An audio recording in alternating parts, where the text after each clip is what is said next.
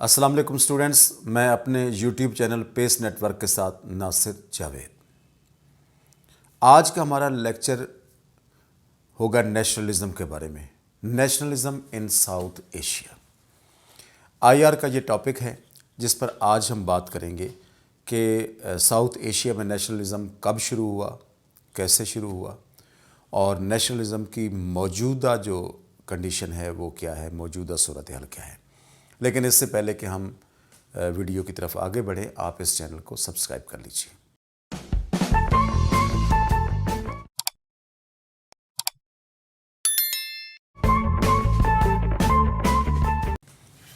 تو students, nationalism ایک spirit ہے، ایک جذبہ ہے جو لوگوں کو آپس میں جوڑے رکھتا ہے۔ یعنی اگر دوسرے لفظوں میں ہم کہیں تو اس کی یہ ایک آئیڈیالوجی ہے۔ کیسی آئیڈیالوجی ہے؟ An ideology that emphasizes loyalty, devotion, or allegiance to a nation or nation state, and holds that such obligations outweigh other individual or group interests. تو یہ اس کی ڈیفینیشن ہے کہ نیشن اسٹیٹ کیا ہوتی ہے۔ پہلے ہم نیشن اسٹیٹ کی طرف آتے ہیں، پھر آگے بڑھتے ہیں تھوڑا سا۔ نیشن اسٹیٹ ایسی ہوتی ہے کہ جس میں جو لوگ رہ رہے ہوتے ہیں ان کی جو سویلائزیشن ہے وہ ایک جیسی ہو، ریلیجن ایک جیسا ہو، ان کی جو ٹریڈیشنز ہیں وہ ایک جیسی ہوں، اور وہ بعض اوقات وہ ٹرائبز ان کے ایک جیسے ہوتے ہیں اور ان کے انٹرسٹ ایک جیسے ہوتے ہیں۔ ایسے لوگوں کو پر مشتمل جو ریاست ہوتی ہے وہ نیشن اسٹیٹ کہلاتی ہے۔ نیشن اسٹیٹ کا تصور سب سے پہلے جو ہے وہ ویسٹ فالیہ ٹریٹی، یعنی 1648 میں جو ویسٹ فالیہ ٹریٹی تھا اس کے بعد ابھر کر سامنے آیا۔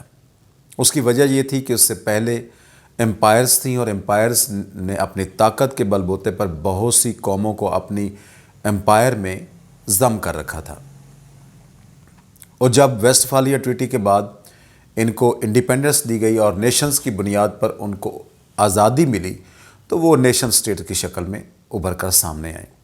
سب سے پہلے نیشنلزم جو ہے وہ آپ کو برطانیہ میں نظر آتا ہے، اس کے بعد فرانس میں، اور پھر چلتے چلتے باقی ممالک میں بھی ہے۔ جیسے جرمن ہیں، وہ اپنے آپ کو سپیریئر نیشن سمجھتے ہیں، رشینز ہیں، اٹیلینز ہیں، ٹرکش ہیں، عرب ہیں، پرشینز ہیں، یہ سب جو ہیں وہ اپنے آپ کو نیشن سمجھتے ہیں، اور یہ نیشنل سٹیٹس بنے، یعنی ایسی نیشن سٹیٹس جس میں قومیت کا نعرہ لگایا گیا ہو، نیشنلزم کا نعرہ لگایا گیا ہو۔ تو یہ نیشنل سٹیٹس تھیں، اور ان کے اندر نیشنل سٹیٹ بننے کے بعد ان کے اندر آپ نے دیکھا کہ یہ بڑی سٹرونگ نیشنز بنی۔ برطانیہ نے رول کیا دنیا پہ، اٹلی ایک زمانے میں بڑا طاقت تھا، میسولینی کے زمانے میں۔ آپ فرانس کو دیکھیں تو فرانس ایک طاقتور ملک رہا ہے، پرتگال کو دیکھیں وہ طاقتور ملک رہا ہے، جرمنی جو ہے ہٹلر کے زمانے میں نیشنلزم کو بڑا پروموٹ کیا گیا۔ اگر آپ رشیا کی طرف آتے ہیں تو جوزف اسٹالن کے زمانے میں بہت زیادہ پروموٹ کیا گیا نیشنلزم کو۔ تو اس طریقے سے جو دنیا میں نیشنلزم ہے وہ ابھر کر سامنے آیا۔ نیشنلزم بیسیکلی ایک ایسا نظریہ ہے جو ایک قوم کو ان کے مفادات کے ساتھ جوڑے رکھتا ہے۔ نیشنلزم کی جگہ ہم ان کے لیے کچھ سبسٹیٹیوٹ ورڈز بھی استعمال کرتے ہیں، لیکن نیشنلزم زیادہ جو ہے وہ ایموشنل ورڈ ہے۔ اس کی جگہ ہم پیٹریٹزم بھی استعمال کرتے ہیں، جنگوازم بھی استعمال کرتے ہیں، چونزم بھی استعمال کرتے ہیں، زینوفوبیا بھی استعمال کرتے ہیں، نیٹیوزم بھی استعمال کرتے ہیں، لائلٹی بھی استعمال کرتے ہیں۔ اس کے بعد سپر پیٹریٹزم بھی اس کے لیے استعمال کیا جاتا ہے۔ لیکن ان سب ورڈز سے زیادہ جو پاورفل ورڈ ہے وہ ہے نیشنلزم کا۔ اگر ہم نیشنلزم کی ایگزامپل کو دیکھیں تو اس میں آپ کو زینوفوبیا نظر آئے گا اور انٹالرنس نظر آئے گا دوسری گروہوں کے بارے میں۔ جیسے اگر آپ دیکھیں تو عرب اور جو پرشین ہیں ان کے درمیان آپ کو یہ چیز نظر آتی ہے، عربوں اور ٹرکش کے درمیان یہ چیز نظر آتی ہے۔ اسی طریقے سے کسی زمانے میں برطانیہ اور جرمنی، جب ہٹلر وہاں پہ تھا تو اس زمانے میں بھی آپ کو یہ چیزیں نظر آتی تھیں۔ اس کے بعد جو ہے ایکسپیشنلسٹ ملٹری، یعنی ملٹری میں جو ہے وہ ایکسپینشن۔ اس کے بعد آئزولیشنزم، جیسے کسی زمانے میں کچھ ملکوں نے اپنائے رکھا۔ اس کے بعد کروسیڈز جو جنگیں ہوئیں، صلیبی جنگیں، وہ بھی اسی کا نتیجہ تھیں۔ اور ہم دیکھتے ہیں ان ایکٹنگ اینٹی امیگرینٹ پالیسیز، کہ وہ جو نیشن سٹیٹس تھیں ان کے اندر نیشنلزم اتنا زیادہ تھا کہ وہ کسی بھی دوسرے ملک کے لوگوں کو اپنے ملک میں امیگریشن نہیں دیتے تھے۔ تو یہ وہ ایگزامپلز ہیں جو آپ کے سامنے آئیں۔ آپ دیکھتے ہیں کہ اس کے کریکٹرسٹکس کیا ہیں، نیشنلزم کی جو ہے وہ خصوصیات کیا ہیں۔ نمبر 1 یہ ہے کہ one nation, an idea of a common government always employs in a nation, یعنی ون نیشن کا ایک ہی گورنمنٹ۔ اس کے بعد جو دوسری چیز ہے گروپ فیلنگس، وہ خود کو ایک گروہ سمجھتے ہیں، خود کو ایک گروپ سمجھتے ہیں کہ ہم دنیا میں رہنے والے لوگوں کا ایک گروہ ہیں، we are a group of people. اس کے بعد ڈسٹنکشن، وہ دوسروں سے اپنے آپ کو ڈسٹنکٹیو سمجھتے ہیں، and some time they think that they are superior to others. Like Jewish کو دیکھ لیں، آپ یہودیوں کو دیکھیں تو آپ کو ایسے لگتا ہے یہودی کہتے ہیں کہ ہم دنیا سے دوسرے لوگوں سے زیادہ برتر ہیں، سپیریئر سمجھتے ہیں۔ فرینچ اپنے آپ کو سپیریئر سمجھتے ہیں، جرمن سمجھتے ہیں، برٹش سمجھتے ہیں، ٹرکش سمجھتے ہیں، عرب سمجھتے ہیں، پرشین سمجھتے ہیں، رشینز ہیں، یہ سب اپنے آپ کو دوسروں سے برتر سمجھتے ہیں۔ یعنی یہ ایک قسم کا یہ ان کا ہیجان ہوتا ہے اس میں جو پایا جاتا ہے۔ ڈیفائن ٹیریٹری ہوتی ہے، ایک ان کی ٹیریٹری ہوتی ہے، وہ کہتے ہیں یہ ایریا ہے ہمارا، اس پر کسی کا کوئی حق نہیں ہے، یہ ہم ہی استعمال کریں گے اور ہمارا یہ رائٹ ہے۔ اس کے بعد نمبر 5 میں کامن انٹرسٹ ہوتے ہیں، existence of same common interest shared by all is also one of the most important feature of nationalism. Interest common ہوتے ہیں اور وہ ان کامن انٹرسٹ کے لیے اکٹھے ہو جاتے ہیں۔ اس لیے ہم نے دیکھا ہے، اگر آپ 1648 یعنی ویسٹ فالیہ ٹریٹی کے بعد دیکھتے ہیں تو نیشنلزم ابھر کر سامنے آیا، اور جو نیشن سٹیٹ تھی وہ ایز کمپیئر ٹو دوسری سٹیٹ کے وہ زیادہ پاورفل تھی، زیادہ سٹرانگ تھی۔ اگر آپ برٹش کو دیکھ لیں تو وہ سٹرانگ تھے، فرینچ کو دیکھ لیں سٹرانگ تھے، جرمن کو دیکھ لیں ہٹلر کے زمانے میں سٹرانگ تھے، ٹرکش کو دیکھ لیں وہ سٹرانگ تھے، اوٹومان امپائر۔ تو یہ نیشنلزم ہی تھا جس نے ان کے تمام انٹرسٹ کو کامن کیا، اکٹھا کیا، اور ایز اے ریزلٹ وہ طاقتور نیشنز کے طور پر ابھر کر سامنے آئے۔ اور نمبر 6 ہے جنرل پکچر آف سٹیٹ۔ اگر جنرل پکچر آف سٹیٹ دیکھیں تو بھی جو نیشن سٹیٹس تھیں ان کے اندر نیشنلزم اتنا زیادہ تھا کہ آپ کو کامنلٹی ملے گی ان سب میں۔ میں اس کی ایگزامپل آپ جو پاکستانی لوگ ہیں ان کے لیے اسپیشلی، کہ عرب میں آپ جائیں تو عرب ایک نیشن ہے، نیشنلزم ہے ان کے درمیان۔ آپ عربوں میں سے کسی ملک چلے جائیں، چاہے آپ سعودی عرب چلے جائیں، یمن چلے جائیں، عمان چلے جائیں، آپ قطر چلے جائیں، بحرین چلے جائیں، UAE چلے جائیں، آپ چلے جائیں عراق چلے جائیں، سیریا چلے جائیں، آپ جارڈن چلے جائیں، آپ پیلسٹائن چلے جائیں، سب میں آپ کو لباس، لینگویج اور کلچر ایک نظر آئے گا۔ یہ سملیرٹی ہوتی ہے جو نیشنلزم کو باؤنڈ کرتی ہے، بائنڈ کر کے رکھتی ہے۔ تو ان تمام میں آپ کو یہ سب چیزیں نظر آئیں گی۔ اگر آپ دوسری طرف پاکستان میں آ جائیں یا آپ انڈیا میں آ جائیں، انڈیا جس کو میں اس انڈیا کی بات نہیں کر رہا جو ہے یہ جب پارٹیشن نہیں ہوتی، پری پارٹیشن کی بات کر رہا ہوں، تو آپ انڈیا میں دیکھ لیں ہر ریاست کے اپنی زبان ہے، ہر ریاست کی اپنا لباس ہے، ہر ریاست کی اپنی تہذیب ہے۔ تو یہ اس لیے آج تک جو سب کنٹیننٹ کے لوگ ہیں یا ساؤتھ ایشیا کے لوگ ہیں وہ ایز اے نیشن نہیں بن سکے، آج بھی نہیں ہے۔ تو اس کی وجہ یہ ہے کہ ان کے کلچر میں ہر دوسری ریاست میں جانے کے بعد تبدیلی نظر آتی ہے آپ کو۔ اب چونکہ ہم بات ساؤتھ ایشیا کی کر رہے ہیں تو ساؤتھ ایشیا میں تین قسم کا آپ کو نیشنلزم نظر آئے گا۔ 3 type of nationalism you will see, you will observe in South Asia. Number 1 language nationalism, یعنی لنگول نیشنلزم آپ کو نظر آئے گا۔ اگر آپ بات کرتے ہیں تو اس میں ہم ایک ایگزامپل کے طور پر دے لیتے ہیں، تاملوں کو دیکھ لیں۔ تامل کہتے ہیں ہم الگ ہیں کیونکہ ہماری لینگویج تامل ہے۔ وہ سیپریٹسٹ موومنٹ چلا رہے ہیں۔ اسی طریقے سے بنگلہ دیش جو بنا تھا وہ لنگوسٹک کی بیس پہ بنا تھا کہ پاکستان جب مارز وجود میں آیا اور یہ دونوں حصے یعنی ویسٹ اور ایسٹ پاکستان، تو ایسٹ پاکستان چونکہ بنگالی بولی جاتی تھی، ویسٹ پاکستان میں چونکہ اردو بولی جاتی تھی، اس لیے انہوں نے بیسک جو ان کے اگر ہم ان کے لوگوں سے پوچھیں تو وہ کہتے ہیں کہ بنگلہ دیش کی بنیاد تو اسی وقت پڑ گئی تھی جب بنگلہ دیش کی 56% پاپولیشن کو نظر انداز کر کے 44% کی زبان کو ہمارے اوپر جو ہے امپلیمنٹ کیا گیا، ہمارے اوپر لاگو کیا گیا، امپوز کیا گیا۔ تو لہٰذا انہوں نے وہ بنگلہ لینگویج کو جو ہے اپنایا اور اس کی بیس پر انہوں نے آزادی حاصل کی. تو یہ یعنی پہلی چیز یہ ہے کہ لنگول نیشنلزم جو ہے اس ایریے میں پایا جاتا ہے. دوسری چیز جو ہے وہ ریلیجیس نیشنلزم ہے.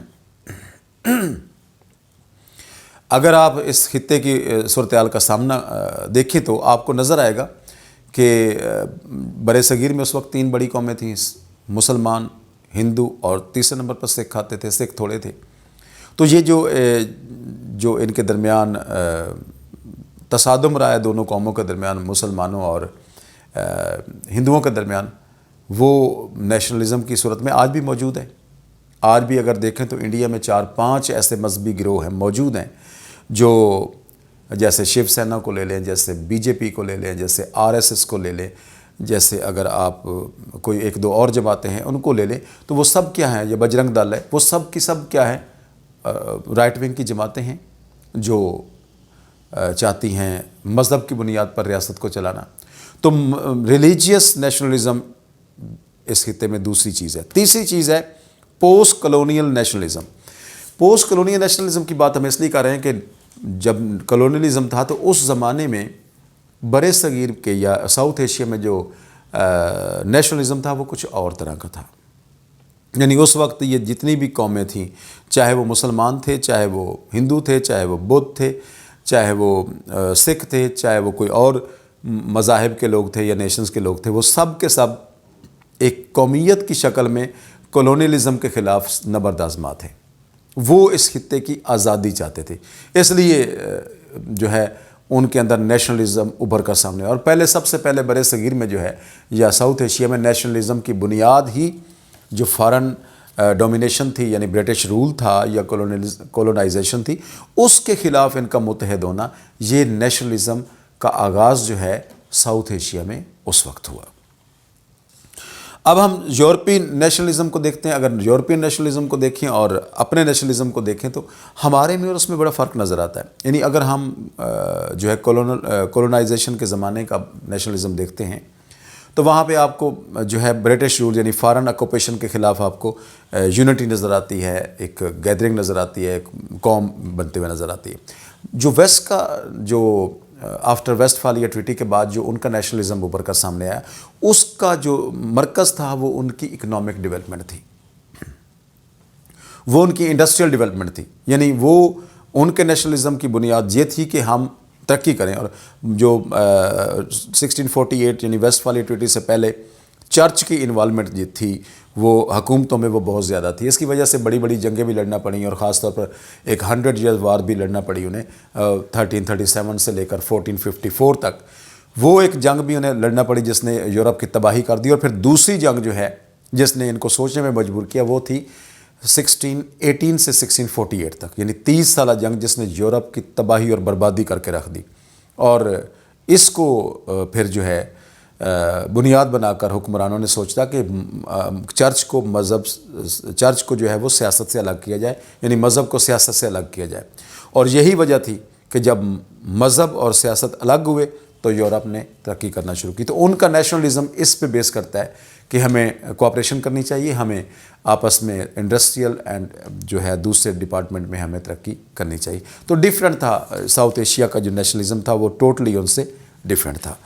اب دیکھتے ہیں کہ اب جو پہلی چیز تھی جو میں نے بات کی کہ جو ساؤتھ ایشیا میں نیشنلزم ابھر کر سامنے آیا وہ ایک لحاظ سے جو ہے powerful and revolutionary idea which inspired and mobilize the people of colonize countries in South East Asia to fight for their political independence after world war second.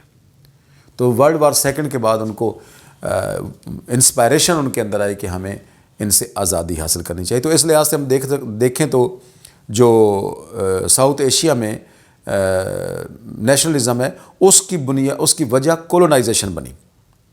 یعنی کولونائزیشن کی وجہ سے ان ملکوں کے لوگ جو ہیں وہ اٹھ کھڑے ہوئے کہ ہم ایک نیشن بن کر متحد ہو کر ہم کولونائزیشن کے خلاف لڑیں گے اور ملک کو اس ڈومینیشن سے نجات دلائیں گے. تو اس حوالے سے دیکھا جائے تو جو ساؤتھ ایشیا ہے اس میں جو سورس آف نیشنلزم ہے وہ that was the independence and self rule against the colonization. That was the major reason. اب اگر ہم خطے کا ذرا جائزہ لیں، یہ جو ساؤتھ ایشیا کا ہے، تو اس میں آپ کو بہت ساری چیزیں نظر آتی ہیں جس کا میں بعد میں ذکر کرتا ہوں کہ ہم بعد میں جو پوسٹ کولونائزیشن ہے اس کے بعد جو نیشنلزم ابھر کر سامنے آیا وہ کیوں تھا، اس کی وجہ کیا تھی. اس ریجن میں جو ہے یعنی ساؤتھ ایشیا میں آپ کو ہندوازم نظر آئے گا، اسلام نظر آئے گا، سکھزم نظر آئے گا، کرسچینٹی نظر آئے گی، بدھزم نظر آئے گا، اور جینزم نظر آئے گا، زورو سٹرزم آئے گا آپ کو نظر، جودھزم آئے گا آپ کو نظر، اور تے بھائی فیتھ بھی آپ کو نظر آئے گا. تو یہ 9 قسم کے جو ہیں 9 ٹائپس آف جو ریلیجن ہیں وہ اس خطے میں موجود تھے اور ہیں. تو یہی وجہ تھی کہ جب کولونائزیشن ختم ہوئی تو پہلے تو یہ ایک قوم بن کر سامنے آئے، لیکن اس کے بعد جو ہے یہ آپ کو نظر آتے ہیں کہ یہ پھر مذاہب میں بٹ گئے. لیکن اس کی بنیاد پڑی جب A.O. ہیوم نے 1885 میں انڈین نیشنل کانگریس کی بنیاد رکھی، INC کی. تو پہلے آپ دیکھتے ہیں کہ قائد اعظم بھی اس جماعت میں شامل ہوئے، اور قائد اعظم یہ سمجھتے تھے کہ یہ جو جماعت ہے یہ ایک سیکولر جماعت ہے، and that was working for the benefits of the people of the subcontinent اور the people of the South Asia. لیکن ایسا نہیں ہوا. Soon Quaid Azam realize that Congress was just doing everything for the benefits of the Hindus, and it was the Hindu league. تو جب قائد اعظم کو احساس ہوا تو قائد اعظم نے کانگریس کو چھوڑ دیا.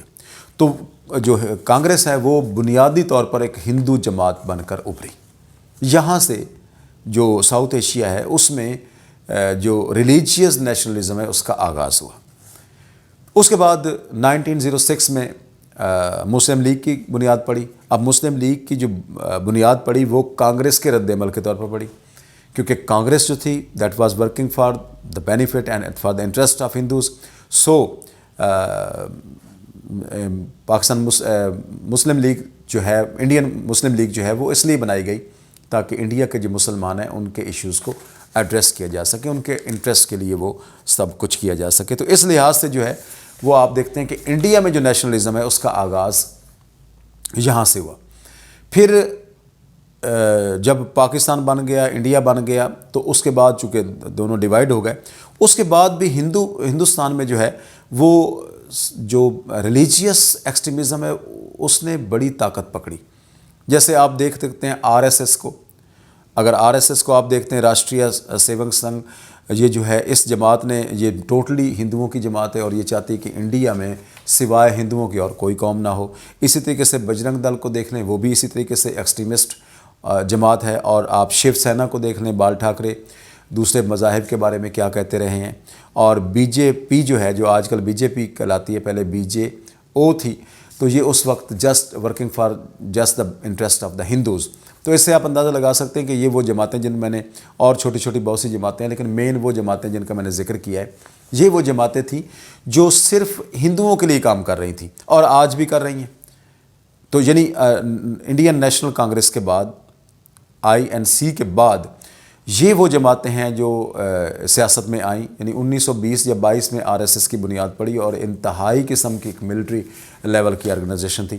تو انہوں نے یہ جب پارٹیشن ہو گئی ساؤتھ ایشیا کی اور پوسٹ کالونیل رول شروع ہوا، تو اس کے بعد بھی یہ سب کچھ چلتا رہا اور آج تک چل رہا ہے. تو اس لحاظ سے ہم کہہ سکتے ہیں کہ جو نیشنلزم ہے وہ انڈیا میں پوسٹ کولونائزیشن کے بعد بھی، کولونیزم کے بعد بھی یہ آج بھی موجود ہے. اس کے بعد ہم آتے ہیں پاکستان میں نیشنلزم کیسے ہوا. پاکستان جو ہے، ہم نے جو پاکستانیوں نے نعرہ لگایا اس وقت کہ لا الہ الا اللہ کی بنیاد پر پاکستان کو قائم کیا گیا، تو اٹ مینس کہ اس کی بنیاد، جس کی آئیڈیالوجی تھی، وہ اسلامک آئیڈیالوجی تھی. تو اسلامک آئیڈیالوجی کا مطلب یہ ہے کہ ریلیجیس آئیڈیالوجی تھی، اور ریلیجیسلزم جو ہے وہ، ریلیجیس نیشنلزم جو ہے وہ آٹومیٹکلی اس قوم کے درمیان بڑھ گیا. وہ مسلمان جو ہیں مائیگریٹ ہو کے انڈیا کے مختلف حصوں سے یا تو ویسٹ پاکستان میں گئے یا پھر ایسٹ پاکستان میں گئے. تو لہٰذا اس لحاظ سے اگر کہا جائے تو یہ ایک نیشن سٹیٹ تھی اور بیسڈ آن ریلیجن تھی. اب جو پاکستان نے 1965 کی جنگ لڑی انڈیا کے ساتھ، وہ بھی مذہب کی بنیاد پر لڑی گئی.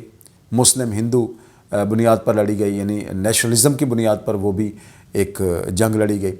تو اس لحاظ سے پاکستان میں جو ہے نیشنلزم شروع سے ہی تھا، جب پاکستان بنا تو اس کی بنیاد بھی نیشنلزم پہ ہی رکھی گئی۔ اب ہم چلتے ہیں بنگلہ دیش کی طرف۔ بنگلہ دیش، جیسا کہ میں نے سٹارٹ میں بھی یہ ذکر کیا تھا کہ بنگلہ دیش کا جو آغاز ہے وہ لنگوسٹک نیشنلزم سے ہوا۔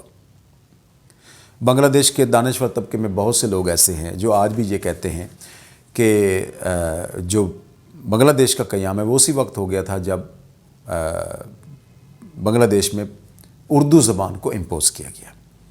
وہ یہ سمجھتے ہیں کہ چونکہ بنگلہ دیش کی پاپولیشن 56% تھی ٹوٹل پاپولیشن آف پاکستان، اور ویسٹ پاکستان کی جو پاپولیشن تھی وہ 44% تھی، وہ یہ سمجھتے ہیں کہ ہمارے حق کو مارا گیا، ہماری زبان لاگو نہیں کی گئی، اور 44 کی زبان جو ہے 44% کی زبان جو ہے وہ 56% پہ لاگو کی گئی۔ تو وہاں سے ان کے اندر ایک نیشنلزم یعنی لنگول نیشنلزم کی بنیاد پڑی، اور الٹیمیٹلی آپ نے دیکھا کہ 71 میں وہ ہم سے آزاد ہو گئے۔ اس کے بعد شیخ مجیب الرحمن کے زمانے میں اس کو سیکولر اسٹیٹ بنانے کی کوشش بھی کی گئی، لیکن وہ تجربہ بھی ناکام رہا، اور پھر 1980s میں پھر جنرل ارشاد کے دور میں پھر اس کو جو ہے اسلامائزیشن کی طرف لایا گیا، اور جو ہے ایک لحاظ سے جو ہے یہ اسلامک اسٹیٹ کے طور پر ابھر کر سامنے آئی۔ تو یہ تھی آپ کی ساؤتھ ایشیا میں چند میجر ممالک کی۔ اب تھوڑا سا آگے چلتے ہیں، سری لنکا کو دیکھتے ہیں۔ تو سری لنکا میں جو ہے وہ آپ نے دیکھا کہ کولونیل رول کے زمانے میں وہ بھی ان لوگوں کے ساتھ تھے، کیونکہ ساؤتھ ایشیا میں آتے ہیں، اور ساؤتھ ایشیا کے جو لوگ تھے وہ کولونائزیشن کے خلاف تھے، اس لیے انہوں نے اس کی مخالفت کرنا شروع کی۔ اب چونکہ سری لنکا میں جو ہے وہ سنہالی بولی جاتی ہے، تو جو ہے وہاں پہ سنہالیہ جو ہے نیشنلزم کا نعرہ لگایا گیا کہ وہ بھی ایک لنگوسٹک، اور دوسرا یہ کہ وہ اپنی نیشن کے بیس پر ریلیجن اور کلچر کی بنیاد پر بھی وہ چاہتے تھے کہ ہمیں، چونکہ سنہالی بہت زیادہ ہے وہاں پہ، تو وہ اس بنیاد پر بھی وہاں پہ نعرہ لگا، اور وہ میں نے تاملوں کی بات کی تو تامل بھی لنگوسٹلزم کے نعرے لگاتے رہے ہیں۔ اگر ہم نیپال کی طرف جائیں تو نیپال میں بھی جو کولونائزیشن تھی اس کے زمانے میں وہ بھی جو ہے اس خطے میں یہ جو آزادی کی تحریک تھی اس علاقے کی، اس میں وہ شامل تھے، اور چونکہ نیپال جو ہے وہ ٹوٹلی ہندو سٹیٹ ہے، لہٰذا وہاں بھی ہندوازم بڑا پروموٹ ہوا، اور آج بھی ان کے یہاں ہندو نیشنلزم جو ہے وہ کافی زیادہ ہے، یعنی ریلیجیس نیشنلزم وہاں پہ بھی آج بھی موجود ہے۔ اگر ہم بھوٹان کی بات کریں تو بھوٹان میں جو ہے ڈروپ کا کلچر جو ہے وہ بڑا پھلا پھولا، اور وہاں پہ منارکی جو ہے اس نے بھی کچھ رول ادا کیا نیشنلزم کو ابھارنے میں۔ آپ اس میں نیشنلزم کی یہ دیکھ لیں کہ نیپال سے آنے والے جو امیگرینٹس تھے ان کو قبول کرنے کے لیے بھوٹانی لوگ تیار نہیں تھے، کیونکہ بھوٹان کا کلچر اور مذہب الگ تھا، جبکہ نیپال کے لوگ جو ہے وہ ہندو مذہب سے تعلق رکھتے تھے، اس لیے بہت مشکل تھا کہ وہ ان کو قبول کرتے۔ تو یہ جو میں نے ساؤتھ ایشیا کی پکچر آپ کے سامنے پیش کی ہے، اس میں آپ نے دیکھا کہ نیشنلزم جو ہے ڈیورنگ جو کولونائزیشن ہے اس کے زمانے میں آپ کو نظر آتا ہے کہ وہ اینٹی کولونائزیشن تھی، وہ ایک نیشنلزم تھا، کولونیل اینٹی کولونیل نیشنلزم۔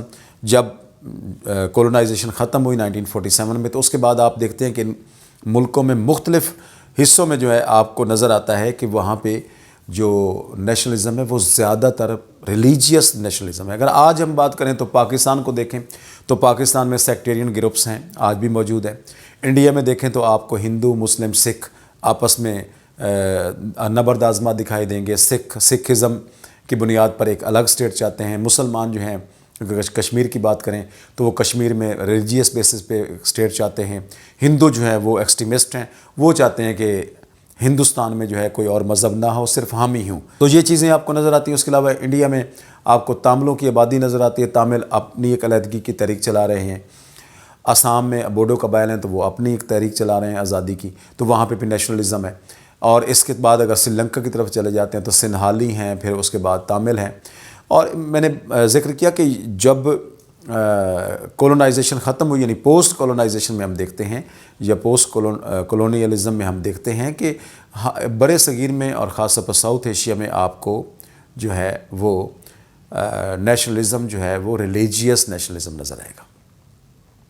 تو یہ ہمارا آج کا ٹاپک تھا جس میں ہم نے بات کی ہے۔ اس کے بارے میں کوئی اگر کوئی آپ پوچھنا چاہیں تو آپ پوچھ سکتے ہیں۔ اللہ حافظ۔